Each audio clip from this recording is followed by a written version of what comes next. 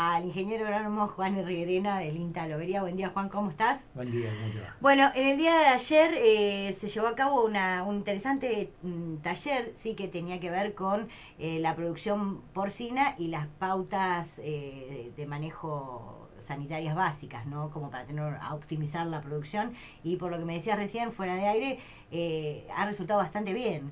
Sí, muy bien. Tuvimos la presencia de alrededor de 15 productores. Nos parece interesante, nos fueron acompañando. El día no acompañé a algunos que están en el campo, que nos llamaron para decirnos que no podían venir. Claro.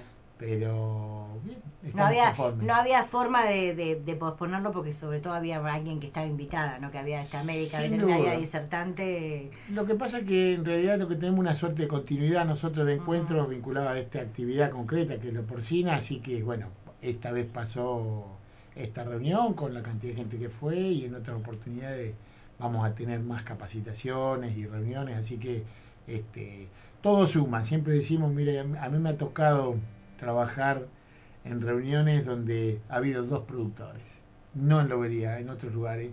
He llegado a dar una charla, transitado unos cuantos kilómetros y han llegado dos productores.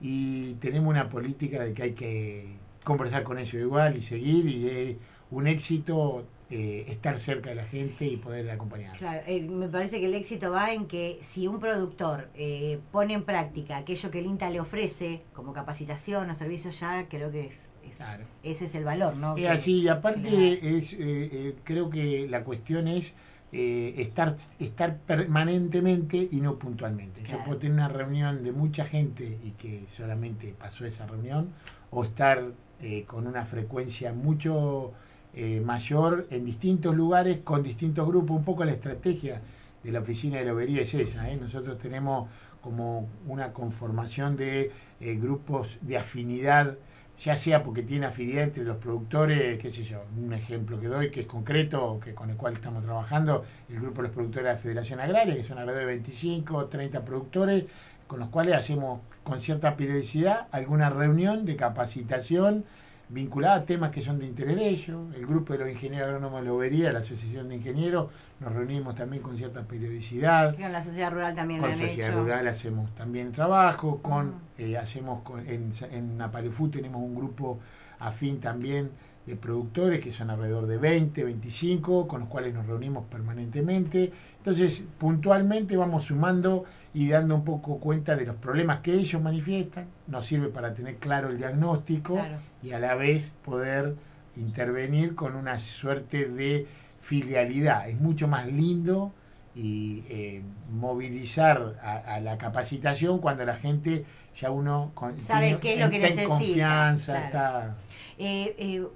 Ustedes como INTA asisten tanto al pequeño productor, que creo que ese es el pilar, como a un productor de mayor capacidad. Sí, tenemos distintas estrategias para cada uno. Los que son más empresariales, por ahí tienen sus propios grupos y asistencia técnica, y lo que trabajamos ahí indirectamente a través de formar o de acompañar a los profesionales que los asisten. Claro. Nosotros es un poco una suerte que hemos tenido acá en Lobería, debo decir que con la Asociación de Ingenieros trabajamos hace un tiempo importante y discutimos y acordamos por dónde pasa la tecnología. Es decir, planteamos capacitaciones más intensas con ellos, y en definitiva lo que tratamos es que el discurso que tiene la institución esté acorde con lo que los profesionales trabajan.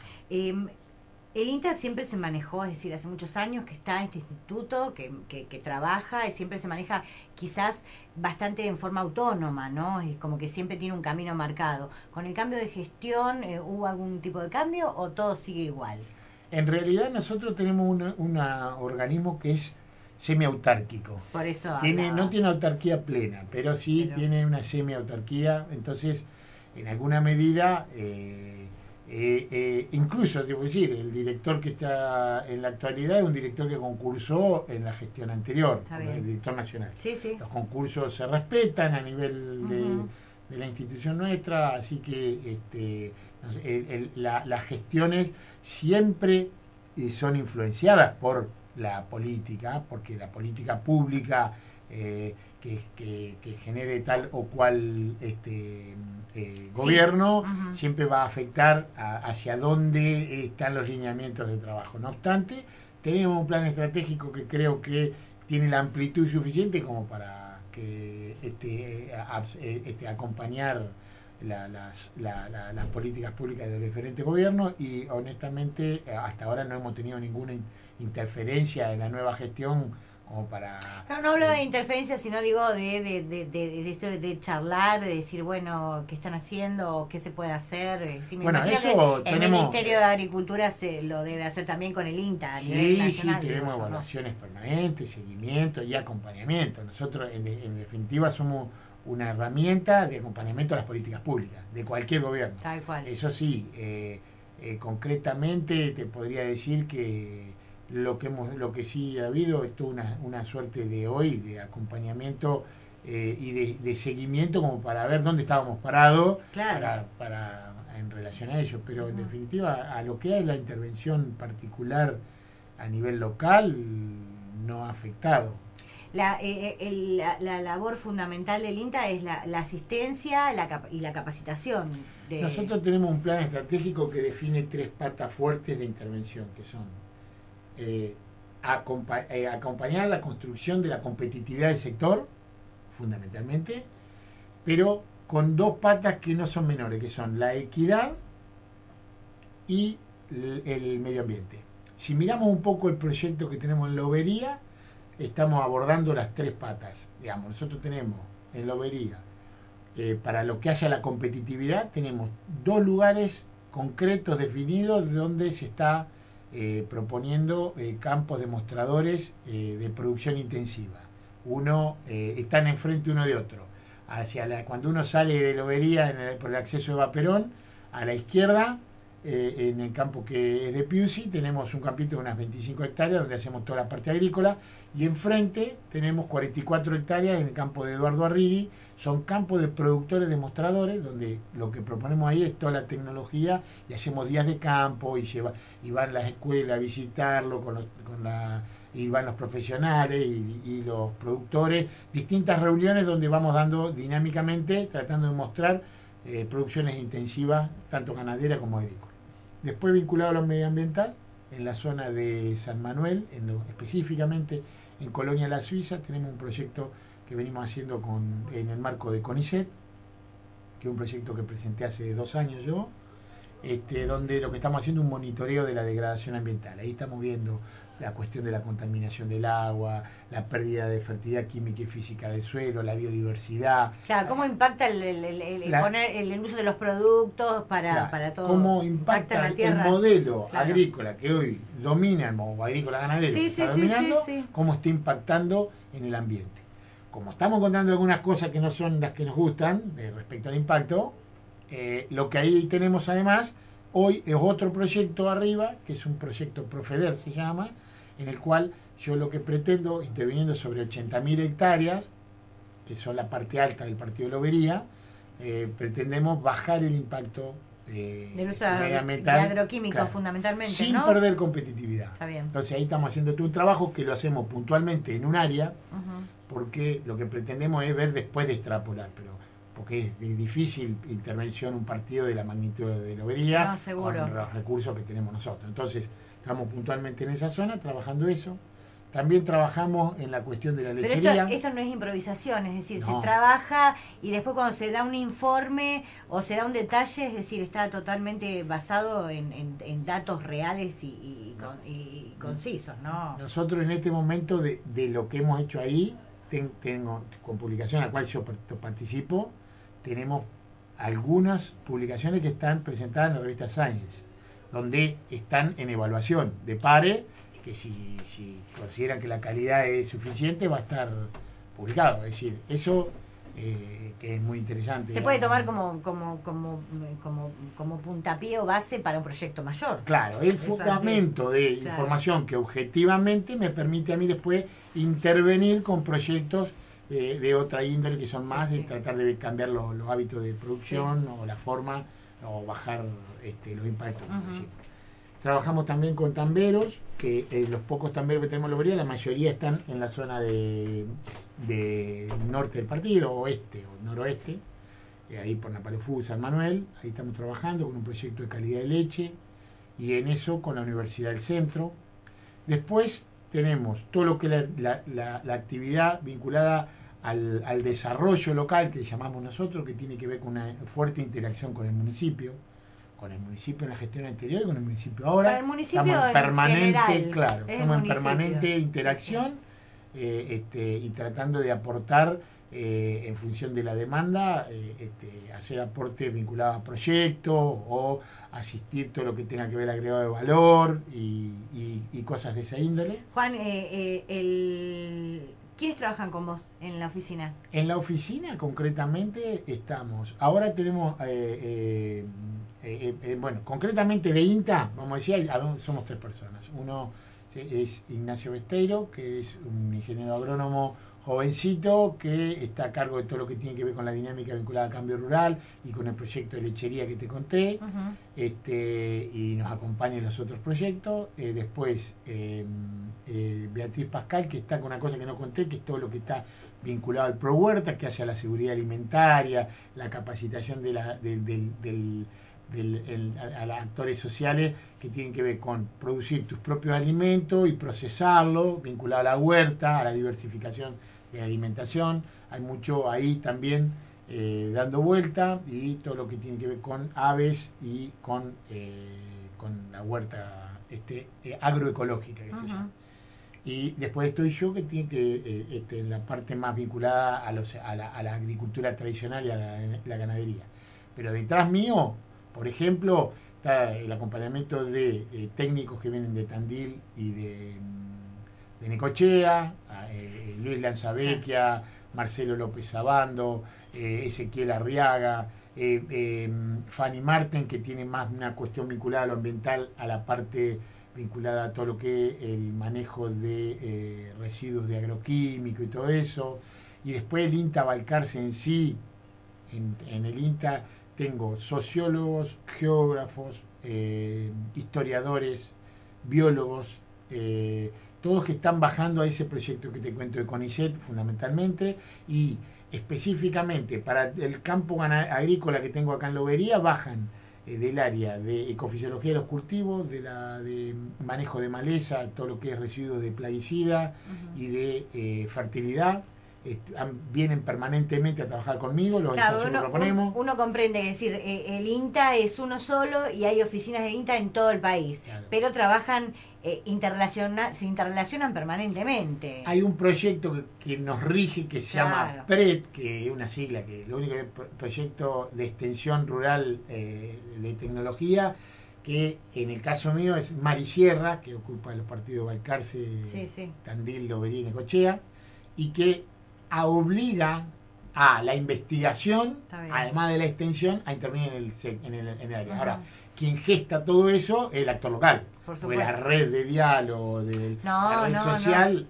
Nadie está desmereciendo tu trabajo, por favor, Herrera. No, al contrario, tengo claro lo que hago, pero el tema es que ahí hay que ver cómo uno puede articular a cada uno de los actores. Es decir, si vos como referente local no conocés el terreno en el que te movés y las necesidades, es lógico, exactamente. Contame un poco cómo está el sector agropecuario. No vamos a ir en general, podemos irnos al partido. ¿Cómo lo ves? ¿Cómo ves esta situación, estos cambios en algunas variables para el productor? Y bueno, ahí lo que podemos decir es que si miramos un poquito las decisiones de los últimos tiempos que se tomaron, que tenían que ver con la eliminación de las retenciones, para lo que el sector primario implicó, y la devaluación incluso, implica una mejora en la competitividad importante. Ahora, esa mejora de la competitividad, en el caso de la fina, hasta lo que fue esta campaña, este trigo y cebada que se vendió, se vio fundamentalmente impactado en lo que implicó la mejora del precio por lo que fue el cambio de valor por el tipo de cambio, la devaluación. porque el otro, como había un exceso de mercadería que estaba Sin dando vender, vueltas, sin claro. vender, a raíz de inconvenientes con las otras políticas, creo que, para decirlo así en un término más vulgar, se lo fumaron los exportadores en gran medida. Es Como decir, pasa, ¿no? como había una exceso de oferta ahí dando vuelta, creo que una parte de lo que debió haber subido no subió porque impactó eso. Es decir, la capacidad teórica de pago en función de lo que era el mercado mundial para lo que era trigo era mayor de lo que se ha pagado el trigo. La cebada tuvo un momento que tuvo un valor interesante y después se planchó tuvo un poquito. Un momento crítico también en el puerto, ¿no? De Necochea con el tema de la calidad, ¿no? Bueno, que está asociado a esto de que había una cantidad de mercadería guardada y que obviamente algún problema de logística al guardarla implicó que hubiera digamos algunos problemas de calidad. Pero además de la calidad, también lo que había pasado, que hace la calidad, es que al haber tanto volumen de mercadería, cambiaron los compradores y aparecieron compradores que son más exigentes. Claro. Entonces ahí creo que también hubo un ruido. La perspectiva para el trigo y para el año que viene es interesante. Uh-huh. Es interesante en cuanto a que hay un precio hoy de futuro que antes era difícil definirlo. Interesante también, me imagino también por el hecho de decir, bueno, con estas variables que vos recién acabas de comentar, es como que se pueden llegar a sembrar más cantidad de hectáreas. Se van a sembrar aproximadamente un 25% más de superficie. Bastante en los últimos tiempos. Sí, corregime si, se había reducido, si estoy equivocada. Sí. Y bueno, se espera un 25% aumento del área de trigo, Uh-huh. que era lo que más atrasado estaba. Lo otro que decirte es que la situación más crítica que estamos viviendo es hoy, que tenemos más o menos un 30% del área cosechada. Soja, ¿no? Soja. Hoy. Nada más. La soja diría que es el problema, porque la soja, el planteo es, en perspectiva, uno mira y la verdad no sabe, mira los pronósticos climáticos, está complicado, lo que ha llovido da también dificultades de cosecha por problemas de piso. ¿Cuánto debería estar sin llover como para que se pueda levantar lo que queda? Es una buena pregunta, porque depende de la calidad de eso sin llover, porque si no llueve y hay alta humedad relativa no se seca igual. Claro, tiene que haber sol y un viento. Sí, pero si hay mucho sol, se abren las... ¿Ves por qué la gente dice que al chacarero nada le viene bien? Se abren las chauchas y se va a perder cosecha. Claro. Es decir, estamos en una situación muy crítica. Muy compleja, debo decirte, ¿no? qué sé yo, que una persona que hoy estamos hablando que en 100 hectáreas, en bruto voy a decir. Sí. Qué sé yo, estamos hablando de que... 800.000 a 1.000.000 de pesos por hectárea mínimo es lo que está cada 100 hectáreas ahí sin cosechar, o más, y entonces estamos hablando de mucha plata que dinamizaría la economía local. Bueno, eso me lo dijo el otro día una persona. Vos sabés que más allá de las variables económicas que uno las conoce, las coyunturas económicas y las situaciones económicas, más allá del sector, una persona me hizo esa observación. Me dice, no se ha podido levantar la cosecha, me dijo todavía. Claro. Y es decir, como el impacto de quizás no te voy a decir una recesión porque es una palabra que es media fuerte, pero como un parate del círculo económico. No, es que la fuente principal de divisa del país es la soja, hoy. Claro. Veremos el año que viene porque van a cambiar los términos relativos, pues se va a sembrar distinto por el tema de que la soja sigue teniendo retenciones y el resto no, pero la realidad es que ahí es crítica, la situación es muy crítico. Yo creo que en perspectiva corta hay pérdida importante, las va a haber, pérdida de cosecha, y la expectativa es que se pueda cosechar, pero mira uno el clima y se asusta. Los pronósticos no son para nada. Sí, el maíz es distinto, el maíz no sé si bien hay una mínima pérdida de cosecha, puede cosecharse en agosto tranquilo, pero la soja tiene un comportamiento que en inflarse y desinflarse, o hincharse y deshincharse con la lluvia, tiende a mancharse, pierde calidad, claro. Eso ya está, y se brota. Y además se abren las chauchas y se cae. Así que también es cierto que como toda planta se pudre. Cubre su ciclo, se abre como naturalmente se abriría cualquier vegetal claro. que está. Así que ahí estamos con una situación muy crítica. Espero que se pueda levantar la cosecha para bien de la comunidad y de cada uno de los productores. El desafío del productor también hoy sería esto que vos decías en la cocina, es poder aportar desde el valor agregado, ¿no? Es decir, más que el desafío, el deseo mío. Es decir, el productor no sé si lo tiene como un desafío. El productor está acostumbrado a producir en lo primario y yo creo que el sector, uno de los errores que son cíclicos que comete es que cuando se afirma el mercado y gana dinero, ¿qué hace? Va a buscar la renta o el negocio al mismo negocio que sabe hacer, que es producir granos, por ejemplo. Entonces paga más caro los alquileres. Entonces gran parte de lo que ganó se lo está dando a la renta fundiaria, al dueño de la tierra. Claro, y yo lo que digo es, entonces siempre está restringido en su competitividad, que es un problema, porque todos quieren alquilar, y si ese dinero lo destináramos a hacer fábrica, generaríamos más empleo, dinamizaríamos la economía del país y muchas otras cosas más. Quizás el productor no tiene esta cuestión de empresarial, ¿no? De decir, bueno, arriesgo este capital, porque obviamente cuando uno hace una inversión en una fábrica, todo está arriesgando un capital, te puede salir bárbaro. Cambia una lógica, claro. Va una lógica, de una lógica que nosotros en el campo, como ahora lo digo como productor también que soy, sembramos y tenemos, si bien tenemos una atención sobre el cultivo, tenemos una dinámica tranquila. Claro. En la industria es la cotidiana. Es otra cosa. Diariamente, y bueno, sí, es un cambio de cultura. Y bueno, ojalá que suceda, porque yo creo que la única posibilidad de que el país salga adelante es con la industria. Es decir, el campo es un gran sostén, pero no es generador de empleo per se. Es industrializando la producción. Es así. Ojalá hubiera mucho más frigorífico y exportáramos carne de cerdo, por ejemplo. No puede ser que tengamos los dos de los países importantes de la región en exportación de carne de cerdo son Brasil y Chile. Los tenemos al lado. Chile directamente ni produce ni soja, algo en maíz produce, pero prácticamente no produce nada, es importador de los insumos esenciales para alimentar el cerdo y está exportando, es el quinto exportador. Y Brasil es el segundo exportador mundial, y el desafío está. El desafío nuestro entrar, es decir, no es ninguna cuestión geográfica la que nos limita, es una cuestión de organización, yo le llamo de organización social de la producción. Cómo se organiza la sociedad para producir, para agregar valor, para generar un empleo genuino. Y bueno, ojalá tengamos la suerte de que aparezcan plantas de chacinado, proceso de carne fresca, aunque sea, y que se exporte, porque nosotros somos el segundo exportador mundial de maíz. El maíz hay que agregarle valor. El maíz no hay que exportarlo. El maíz se tiene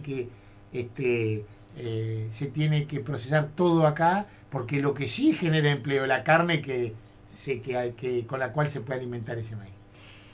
Juan, se me está terminando el tiempo, es muy interesante realmente la charla, obviamente el sector agropecuario es un sector muy interesante y por supuesto, como bien vos decís, hay muchas variables que juegan en el medio, no solo lo climatológico. Sí. Todos los productores se pueden acercar al INTA, pueden ir el horario de mañana, aquel que tenga alguna consulta o alguna duda para charlar. Para charlar cuando quieran, para demandar actividades de capacitación, para orientarnos en cómo salir adelante en todo lo que hace a la competitividad, a la cuestión medioambiental, a la cuestión de la equidad vinculada a la actividad agropecuaria, obviamente. Y me imagino que también insistís en que le pongan valor agregado. Sin duda, es un desvelo de hace muchos años. No es sencillo lograr que los productores pasen del sector primario al secundario, que sería la industria. Y la realidad es que el sector que tiene excedentes financieros genuinos, para poder hacerlo, es el sector primario. Entonces, yo digo, bueno, ya que cuando tenemos los excedentes de eso, mínimamente Invertamos. Veamos de invertir. Ojo, Aparte, debo con decir la- que hay con la productores fal- que lo han intentado hacer, lo han hecho, como ha sido el caso de la fábrica de aceite y de Sí, biodiesel, sí, sí. que fueron productores locales, lo sí. que lo hicieron. Pero bueno, mira qué contrasentido. Vos pones eso y digo, en ese momento, y por lo que recuerdo yo, quizás algunas políticas económicas Sí, de no. gobierno no lo favorecieron. Como no también. lo favorecían el sector primario tampoco. No, Entonces, no, pero digo, claro. con esto de darle el valor. Claro. Ojalá sea así. Y es cierto lo que vos decís, y lo hablábamos recién en la cocina. El campo se ha tecnificado, es decir, la mano de obra que antes, por ejemplo, un campo podía ocupar cierta cantidad de personas, ahora es mucha menos porque Yo más o una menos maquinaria... te la puedo bueno, contar. Te la puedo contar. No, Más o por eso. menos hoy genera el campo directamente, en unos 1000 empleos, y entre las empresas de servicio, en el partido, sí. y entre las empresas de servicio, sumale otros tantos. Estamos en un partido que tiene, ¿cuánto? 17.000. Bueno, si metemos 2.000 más todo lo que me decís, bueno, sí, tenemos los camioneros, bueno, sí, venele 1.500 más.